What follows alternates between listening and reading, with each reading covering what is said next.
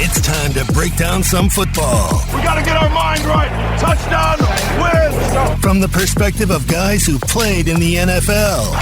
Touchdown! And a guy who had one really great sack in high school. Oh, you're so weak.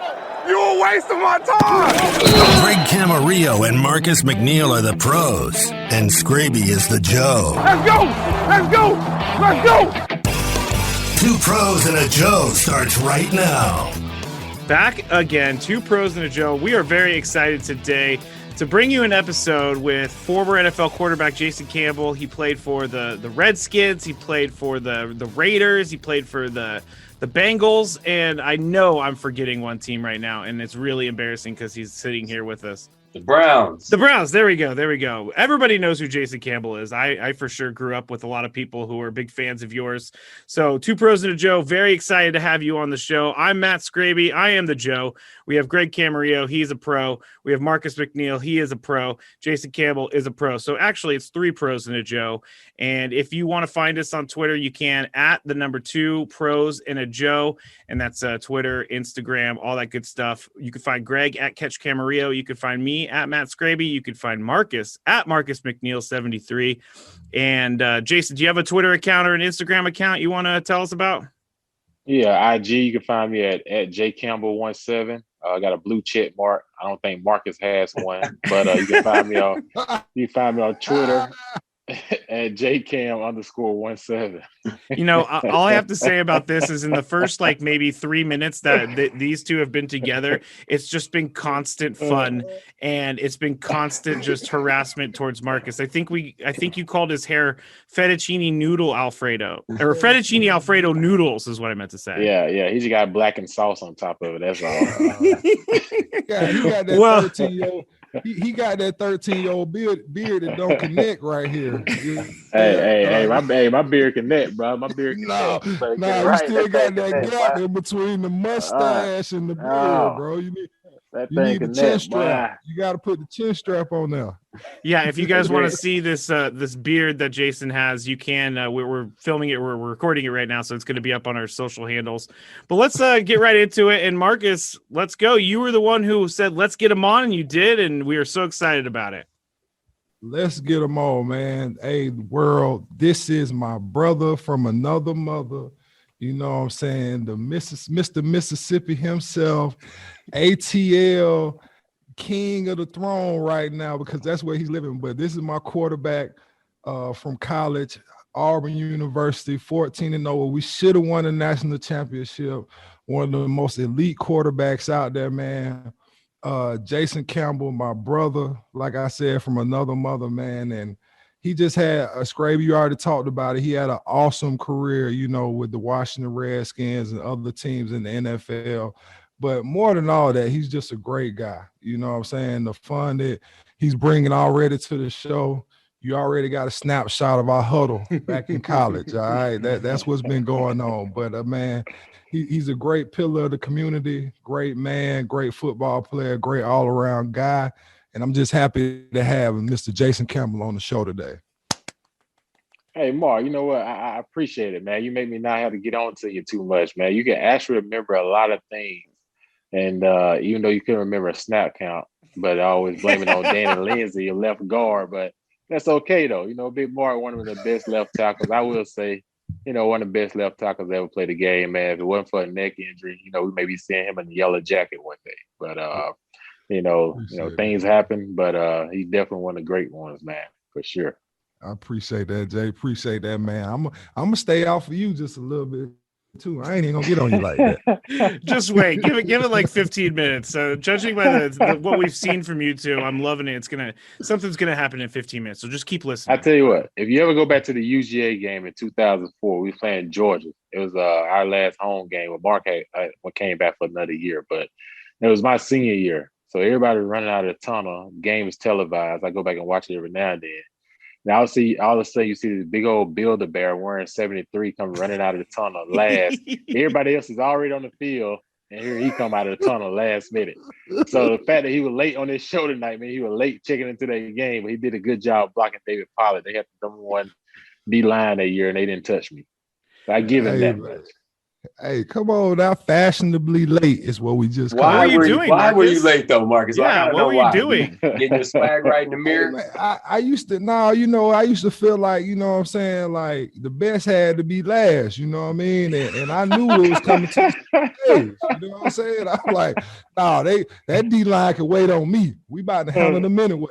You know what I'm saying? Y'all wait for the big dog to get out there. You know what I'm saying? So that's all it was. I didn't have the runs. I didn't have to use the Strangely, I did think about that when I heard that you were late. I was like, you must have been using the bathroom or something like that. So that might have been it, Scrape. yeah. We all know Lamar Hey, Jackson man. took a poop during the Monday Night Football game this year. So All right, man. You any given Sunday, man.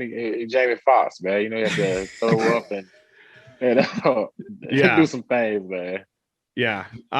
Well, let's get started. I just had a few things I wanted to ask, and of course, it's not going to be some formal interview or anything, so we all just jump in and all that stuff. But with everything that's going on with the Washington football team, I really want to know what it was like to play in a Dan Snyder-owned team under the Washington Redskins nickname, because, you know, so many people do not like that nickname, and they changed it, to their credit, to the Washington football team. So what was it like for you to enter into the NFL and go into the Washington Dan Snyder-led organization? Well, you know, first of all, you know, Coach Gills was the head coach when I was there. I remember Coach Gills coming to watch me at Pro Day. Had a chance to sit down with him and everything. And, you know, Dan Snyder, after I was drafted there, you know, he was different in the beginning. In the beginning, you know, because I think a lot of it had to do with the respect he had for Coach Gills. He wasn't so hands-on. He wasn't so involved with what was going on for us, the football decisions that was being made.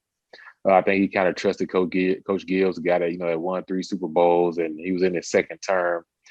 And I think once Coach Gills retired was in after 2007 season, you know, which was a tough year. We went to the playoffs. We ended up losing in the first round to Seattle. But during that year, we ended up losing, you know, one of our teammates, and Sean Taylor. And I think, you know, losing Sean Taylor, I think just kind of hurt him so much. It just took a lot out of him, to the point at the end of the season, you know, he decided to return back to Charlotte and get back into NASCAR. And I just think, man, that after that standpoint is when you kind of saw Snyder kind of start dipping his hands in it more. And that's when we went through a crazy year, man. Like, you know, we hired Jim Zorn in all season as our offensive coordinator, quarterback coach. And everyone's like, how you hire offensive coordinator, quarterback coach, but we haven't even hired the head coach yet. And so it was already starting off, you know, kind of bizarre. And every coach that they tried to interview all said they wanted to pick their own coordinators. And the fact that he hired Zorn before anybody else, you know, it was kind of hard for a head coach to come in there. So he ended up promoting Jim Zorn, to head coach. So, you know, nothing against Jim Zorn, but he's never been a head coach, never was offensive coordinator. So this is his first gig, first job. And so all of a sudden he becomes a head coach. He hires a staff. You know, we start off, you know, 2008, 6-2. You know, we were rolling pretty good. But then all of a sudden we got to a point where we couldn't hardly make the adjustments because, you know, that kind of takes some experience. But fast forward to 2009, so things kind of start off a little bit. We lose like 4 of our offensive linemen first 2 weeks of the season. You know, we're fighting every game.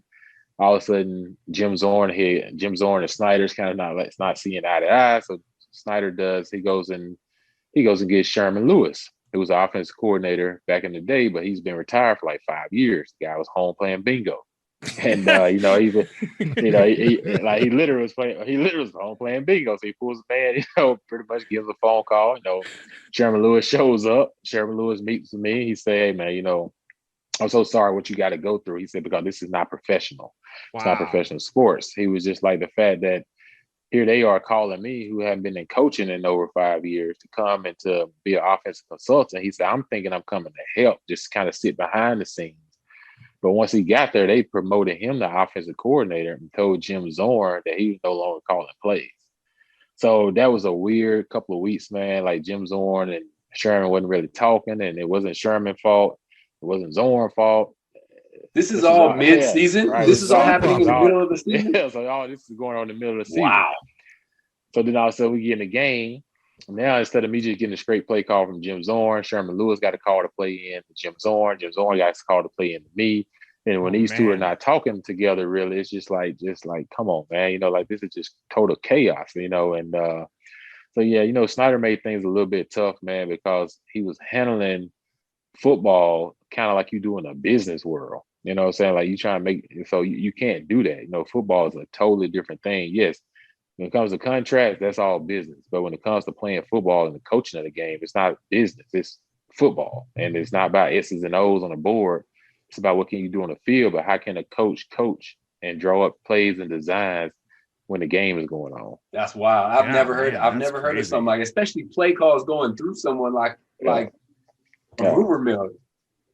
Yeah, man, it was crazy, man. I was like, this is my career, man. I was just like, y'all fooling around my career. And I ended up throwing for like 3,700 yards almost a year, still 20 touchdowns and everything. But we had a 4-12 season, but the numbers I was putting up behind all the chaos, I thought I would be re-signing there. And unfortunately, they ended up trading me to the Raiders, which worked out better. I had a really good career with Oakland before I broke my collarbone. So, things work out, man. But I'm telling you, I always say this, Big Mar know this. You know this too, right? Anytime you play in the sports, I always tell people, man, like most of all these guys got here because they can play the game.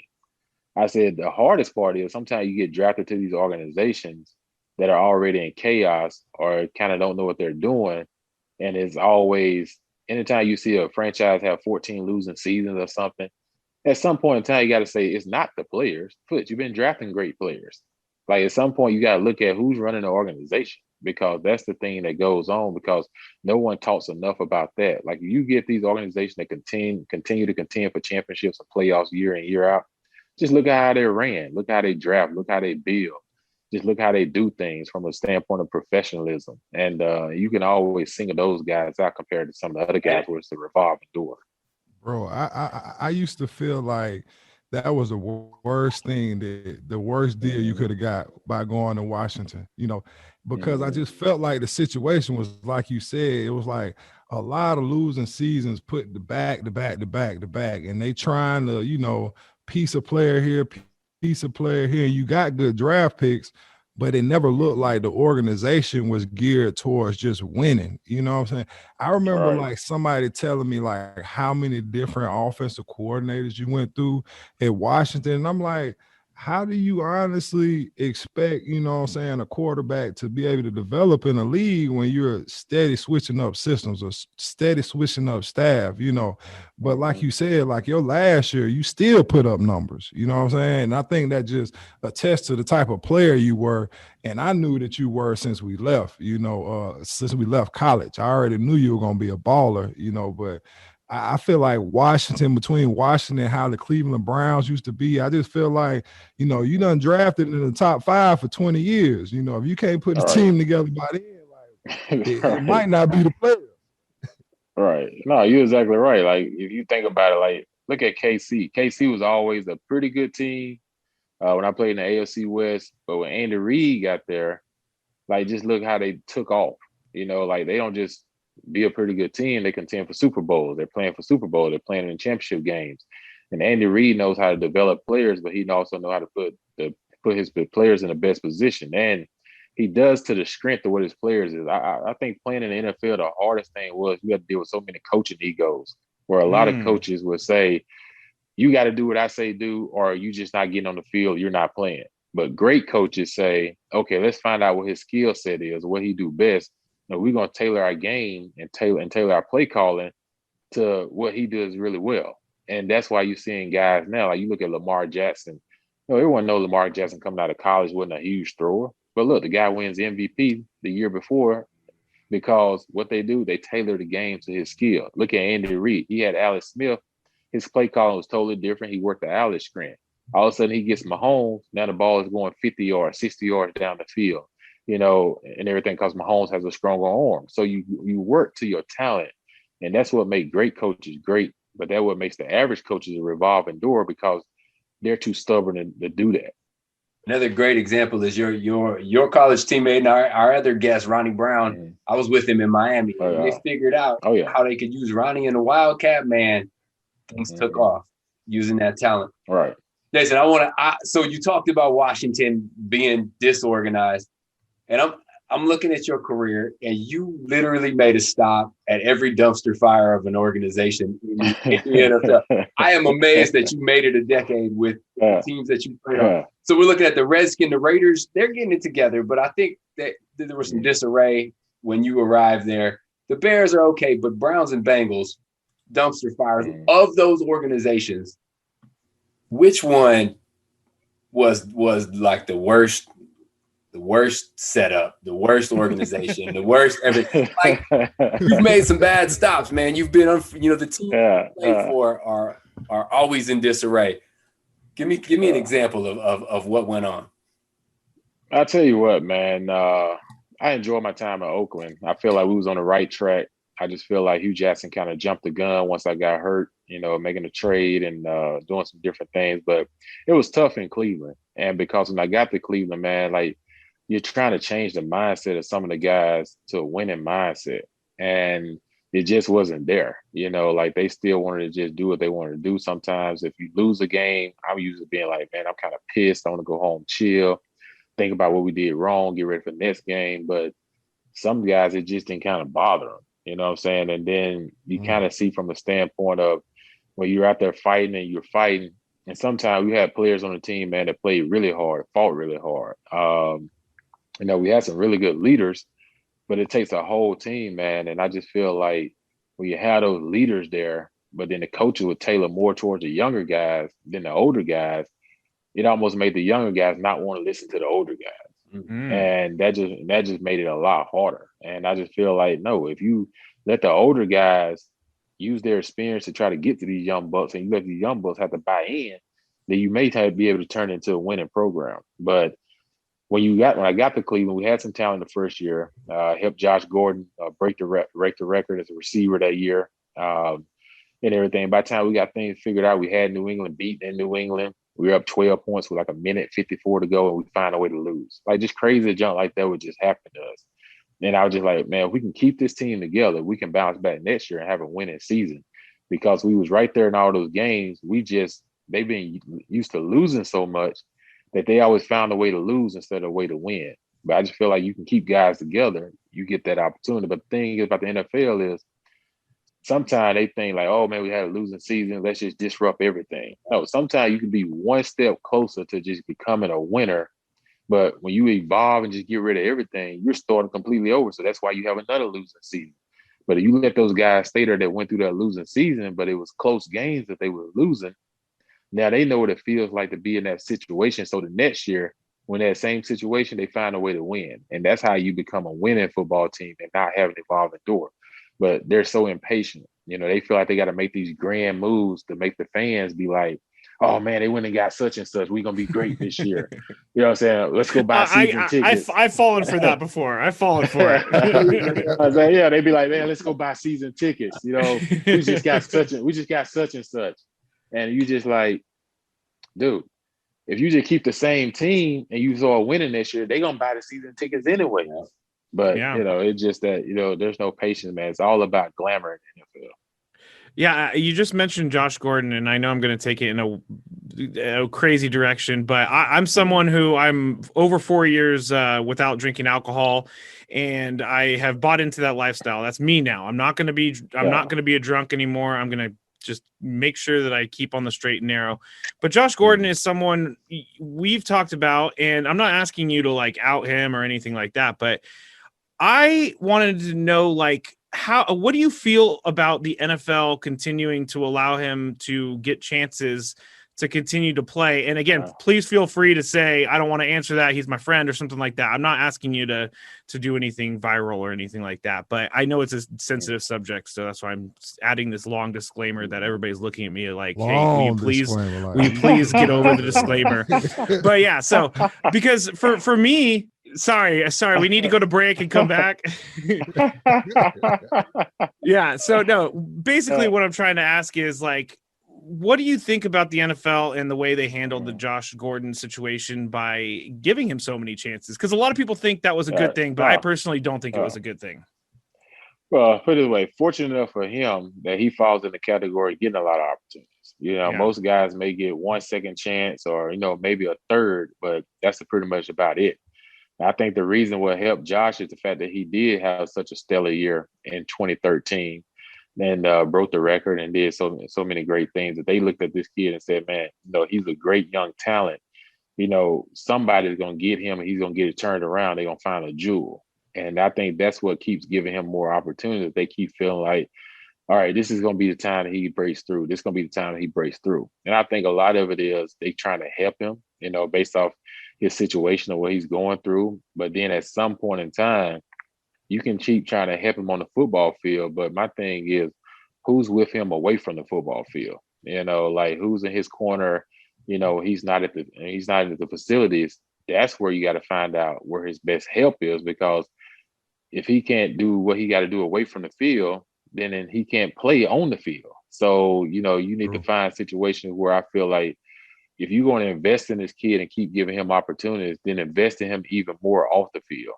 And, whether that's someone that has to watch him a lot or try to find help for him, find someone that he can just trust and privately communicate with. Because, when some people have an issue, man, like you can get over the issue because your environment changed.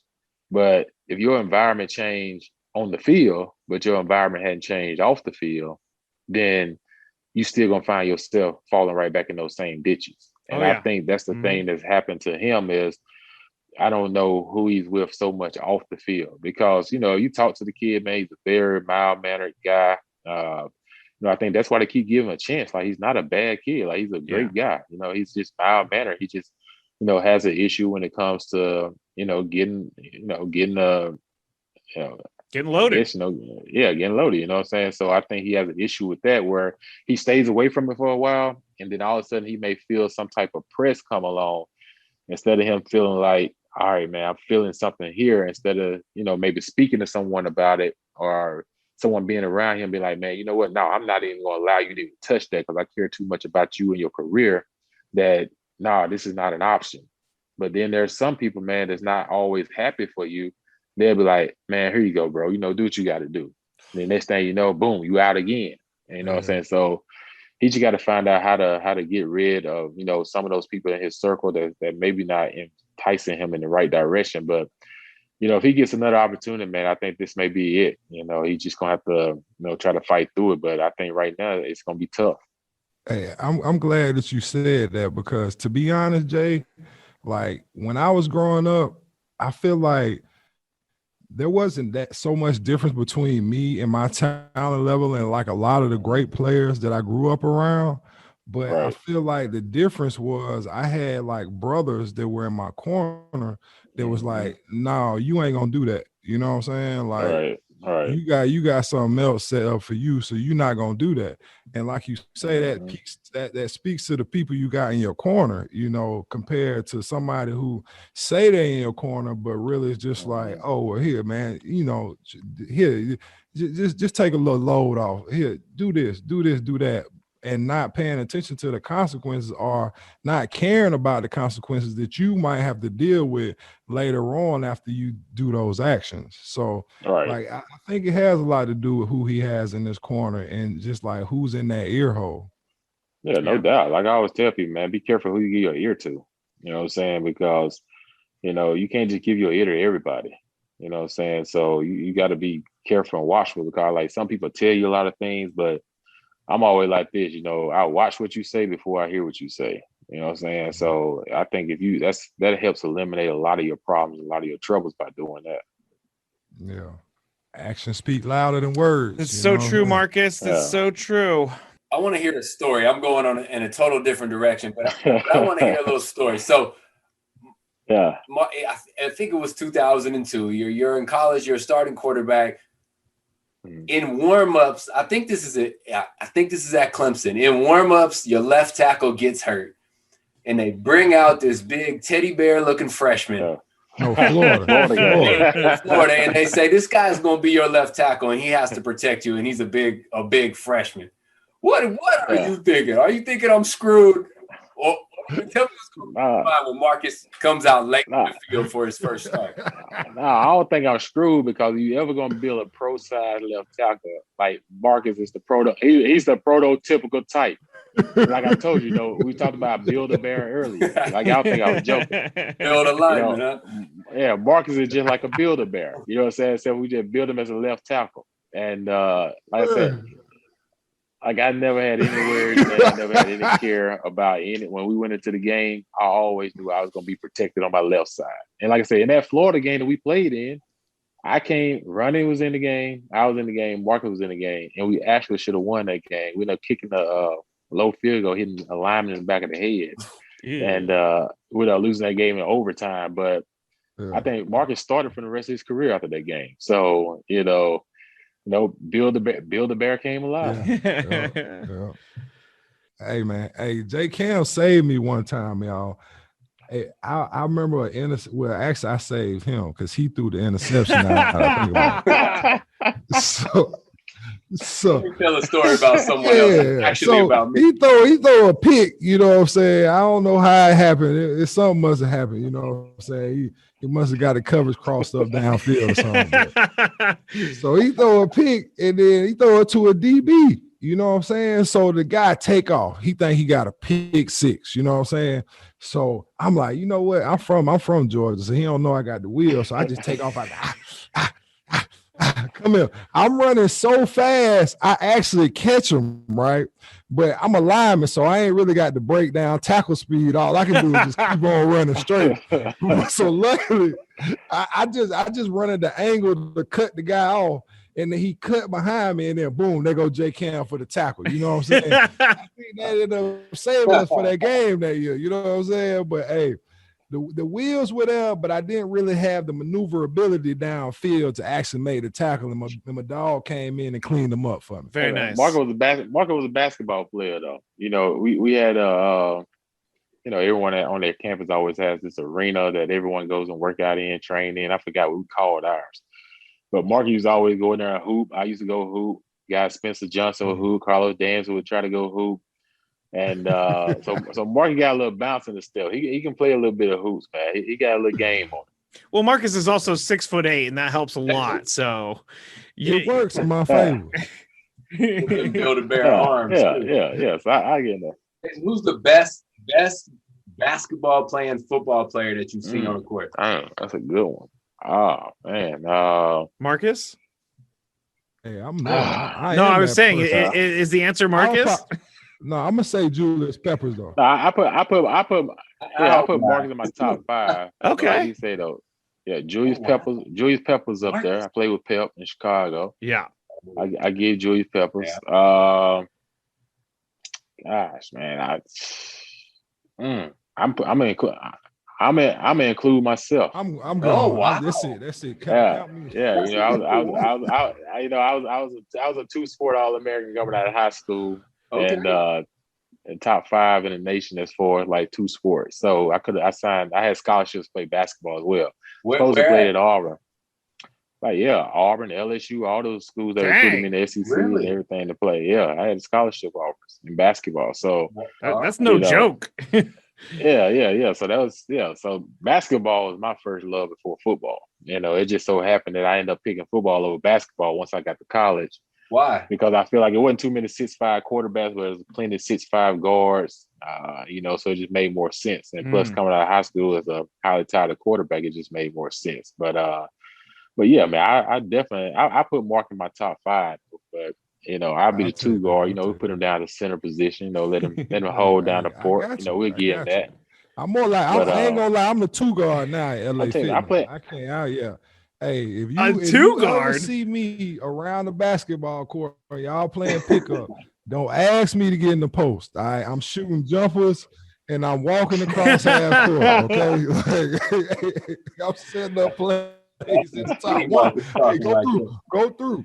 Yeah, I love it. The guy's just dribbling. Yeah, dribbling the ball, and he just points to Marcus like, "Get to the post." Marcus like, "No, I'm not going to the post." No, you go to the post.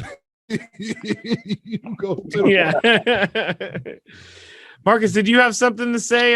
Did you have something to ask? Oh yeah, definitely. Oh, when you started talking about it, man, you brought up somebody who to me was like one of the greatest players who was taken from us too early, and Sean Taylor. And to hear you talk about how it changed the team, like how was he? Because like I got to see him once at the Pro Bowl, but like how was he as a teammate? Because he was just an extraordinary athlete. I I ain't had to deal with the secondary, and I knew as a lineman, like, hey, old boy is real. You know what I'm saying? You better put your chin strap on and bring your lunch pail because he will knock your socks off. Yeah. So how was he like as a teammate in the locker room? You know what I'm saying? And like, what type of lasting impression did he leave on you? Yeah, man. Dot was one of those guys, man. He was a football player. You know, some guys come along and you got to train them and get them into a football player.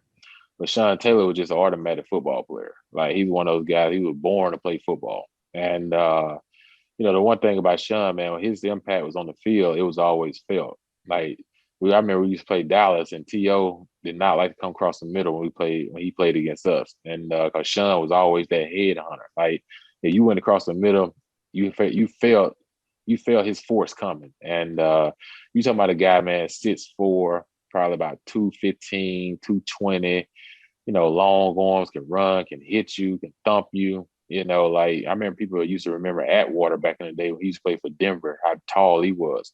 You know, Sean was tall and big, and he could run, and he had a knack for the football. And for me, Sean used to always stay out to practice with me. And Sean used to be like, hey, man, let's get some more work in. And I'd be like, bet. So we'd stay out to practice, get some work in. So he would work the safety position, and he'll say, Jay, I want you to drop back, act like you're throwing a deep ball. He said, I don't want you to look. I just want you to look at me first on the first 3 steps, and then you just turn and throw the ball to either side. So I would do it.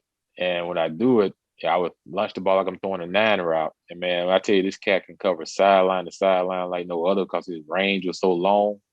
Like, he literally can cover sideline to sideline. He would catch the ball, intercept the ball every time before getting out of bounds and get 2 feet down. And I'm like, man, this guy is long and rangy. And we played Green Bay that year in 2007, and he picked off Brett Favre, I want to say 3 times that game, I think. And it was the same thing we work on in practice, where you launch the ball deep. Brett was trying to do that.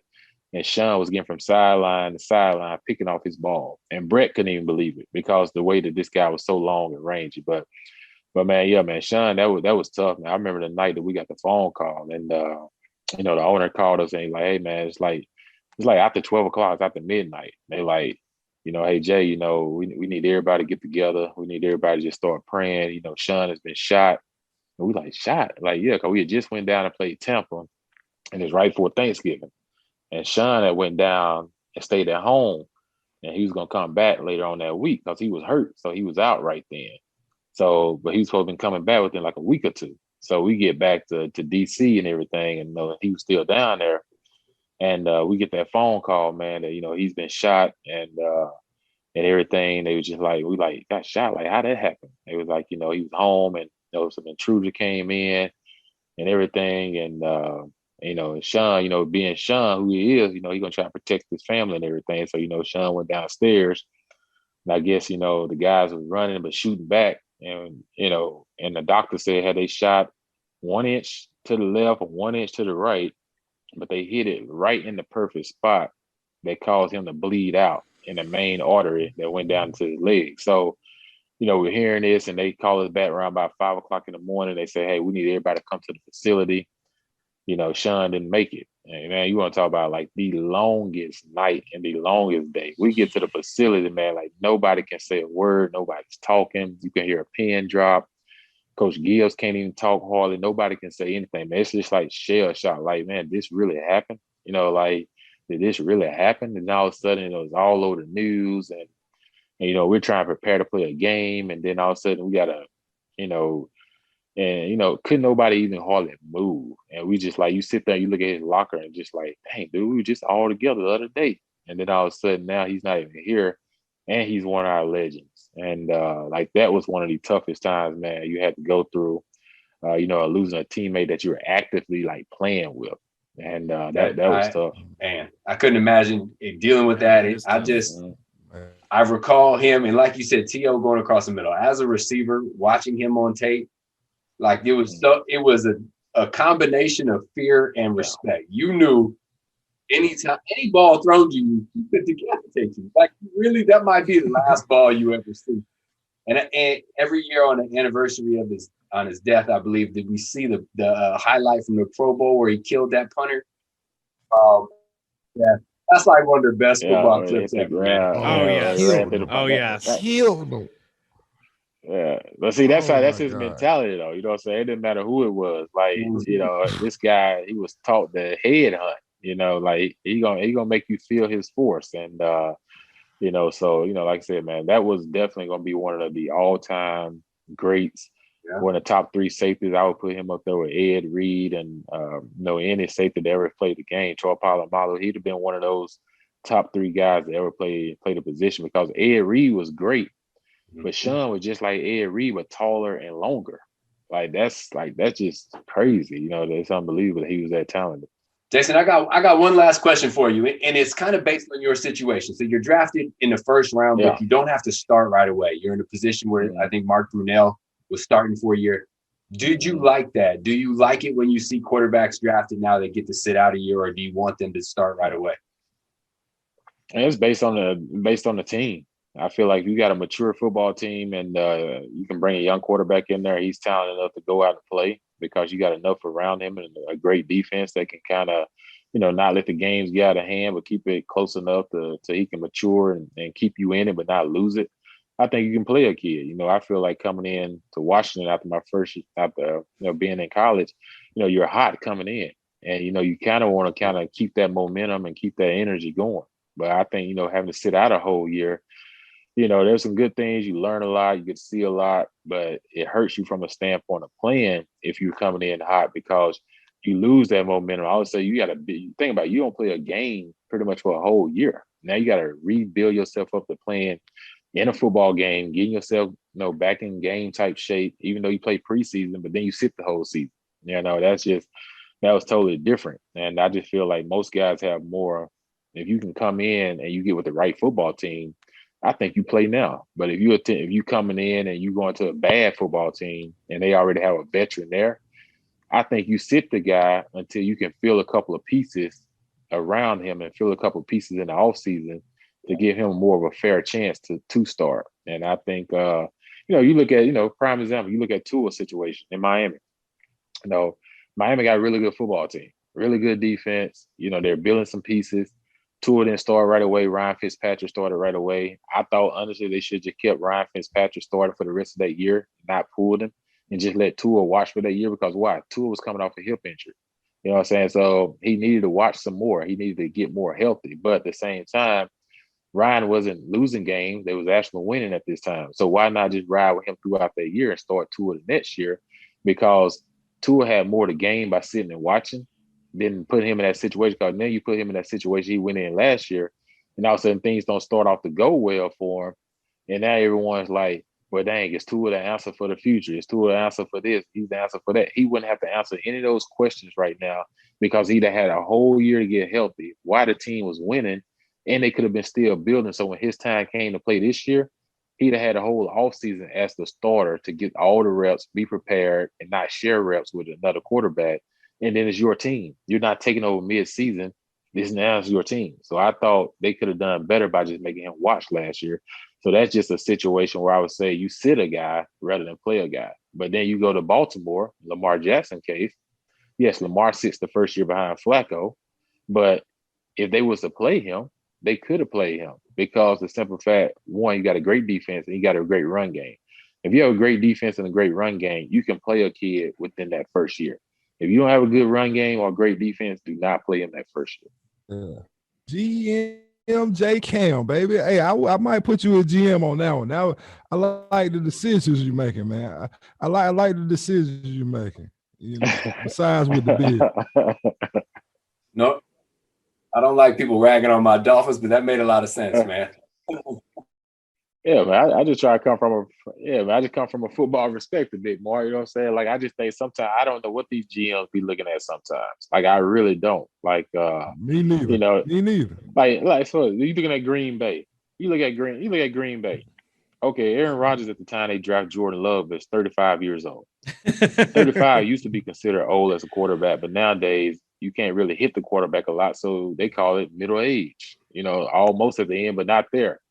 So I'm just like, okay, if you got your other guy on the other side, 17, who's a baller, if you got him catching all these passes and he draws so much attention, why not go make sure you get either a tight end or get another number 2 receiver to have on the opposite side to release that pressure off of him, and you're one step closer to the Super Bowl. I feel like if you Green Bay, you knew you had a young corner that you was starting on the other side. You knew you had a pretty good defense to get you to the Super Bowl. But what happened? You played Tampa Bay in the NFC Championship game. They go after your young corner because you're too cheap to go get a veteran corner. And then on the offensive side of the ball, you're trying to force the ball to your number one guy all the time, where if you had a number two receiver, you're probably in the Super Bowl. But so those are things I just don't understand sometimes. I'm just like, are teams trying to win championships, or are they just trying to just say we want to compete, but I don't try to spend this money to win a championship? I think that's like, not all teams obviously are in that mindset of we're just going to get to the NFC Championship. We're cool with just getting there. We don't really need to get to the Super Bowl. But I do think that some teams are like saving money like crazy right now. They're all good. They're like, we don't need to make the team the best. We can get to the playoffs, and that's all good for us. As a player and a fan, that's some bullshit. As a player and a fan, that's some bullshit. I'm sorry. Hey, look at Tampa. Tampa does the opposite. Tom Brady's not the Tom Brady of old. Let's just be truthful.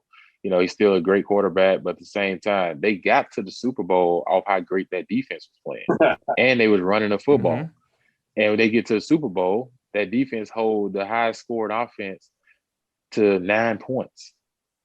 And they're able still to control the game, run the ball, and do all those things. So everyone needs to get off the notion of, man, we got to have a franchise quarterback to win a Super Bowl. No, that's cliche. Guys want franchise quarterbacks as an owner to get that money because jersey sales, ticket sales. Mm-hmm. I was just like, but if you look at a lot of times the teams that make these Super Bowl win the Super Bowl, even when Peyton Manning won the Super Bowl in Denver, you can't tell me Peyton Manning wasn't even the top 15 quarterback in the league that year because his arm was kind of shot. And they still end up getting there and winning the Super Bowl because they had a great defense. So teams just got to learn, man, you win championships by defense first, and you run the ball. But yeah, you can have a great quarterback, but it doesn't matter. They talk about how great Aaron Rodgers is, which he's a great quarterback, but he's only been to one Super Bowl because he's never had all the great defense that you need to get there.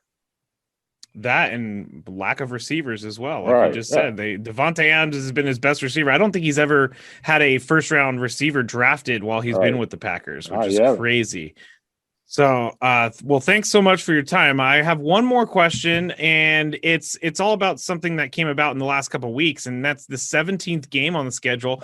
I will never get an opportunity to get three pros in a room again to ask this question. But Jason, you can go first on this one. What do you think? What are your concerns? What are your thoughts about this 17 regular season game schedule? Man, that's brutal. I think that's tough on the player. They're saying they're going to take one preseason game away, but let's face it.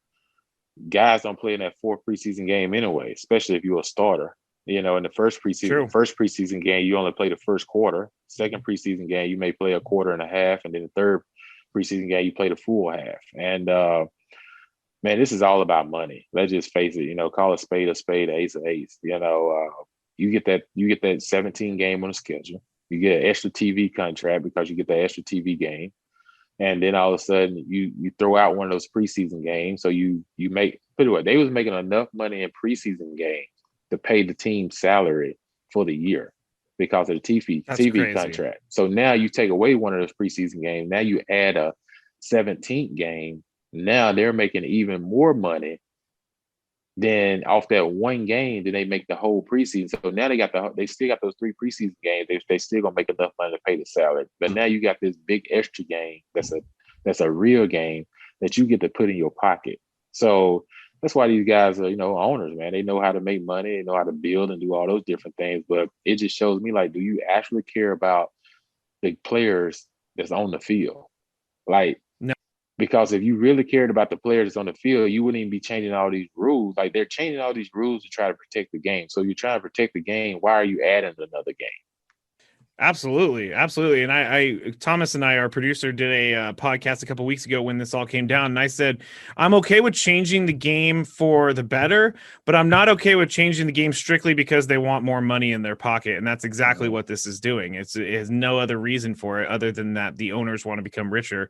And as I've been working with you guys and as I've been working with some of the guys in radio that I work with, I've realized that the owners owe the players so much more than they're getting credit for. The players deserve all of it, and the owners are just basically handing a little morsel out to the players. And so that's just like, it probably will never be fixed, but it needs to be fixed. I don't know.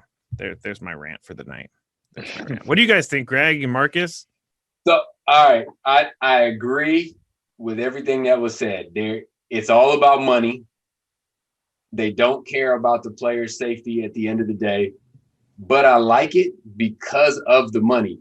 The salary cap will go up. Players' contracts will go up.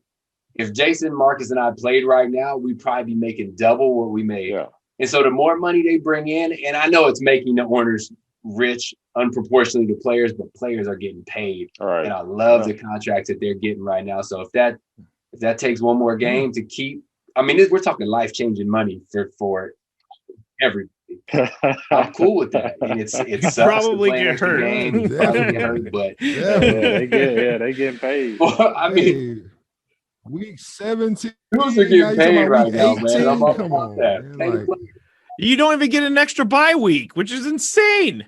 I mean, it's rough. It hurts to think about it. But double my salary, I'll play an extra game. We're good. And that's what they're doing. What do you think, Marcus? To wrap it all up in a bow. Man, to be honest, I think as a player, it's some bullshit. I don't want an extra game. You know what I'm saying? Like, I know how it was. That grind of playing 16 games and you just thinking back to it. By the time you get to week 7, 8, and you are getting to a bye week, you need that bye week, you know what I'm saying, just to kind of get your body and stuff back together. So to add another game, like, it's just going to be more brutal, more impact on the player. So I think it's some bullshit. But at the same time, I do like monies. I do like the monies. You know what I'm saying? Who doesn't? So like, would I go out there and play an extra game? As long as my check getting cut and it clearing, I'm coming. You know what I'm saying? But what if you had like a slight hamstring strain? You know, that week, you know? If we first place in the division, I'm sorry. First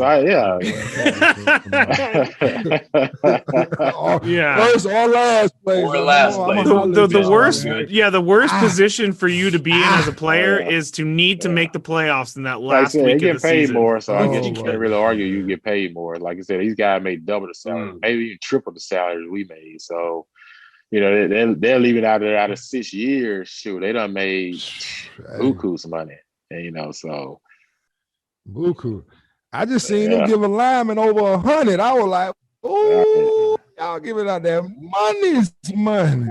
Yeah, give that. Yeah. Trent Williams. 6 years. I think he got 6 years, 130 something. Marcus would play 20 games for that contract. Did you guys hear that he was about to take an offer with the Chiefs to become their tackle, but the Niners swooped in and were like, we're not letting you go. Here's all the money. Here's the Brinks truck, which I think the better move for him, honestly, even though I'm a 49ers fan, is to go to the Chiefs because he has a better shot at a Super Bowl. But I mean, that's crazy money. 6 years, $130+ million. That ain't including out the last contract. He was already on a $90 million contract. That's true. And he played. Did you guys ever cross paths? No, he came out. He came Jason in me. Washington. He was about 2 years after me. Okay. He's a big dude, man. He like Marcus for probably about 50 pounds more. Now he's 50 pounds more. I don't care. I'm the best looking guy over 300 pounds. What you say? Jason, have you seen California Marcus, retired Marcus? Who? Have you seen each other in the last few years? I called him in Atlanta. I seen Skinny Mark.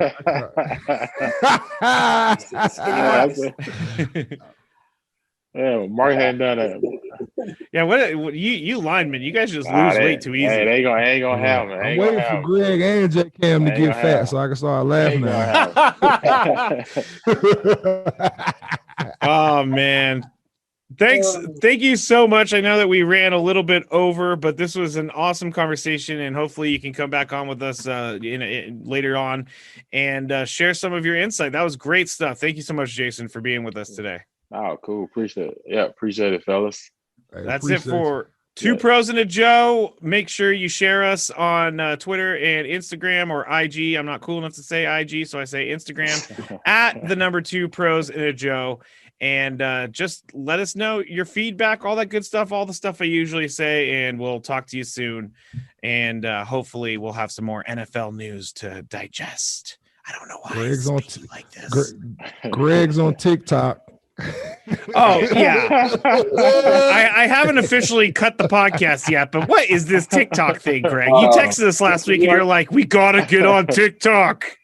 Jason, are you on TikTok? Nah, man, I'm not even on TikTok. Man. I mean, I don't post anything. Hey, download TikTok, all of you. I told you, isn't that the Chinese government trying to steal our stuff?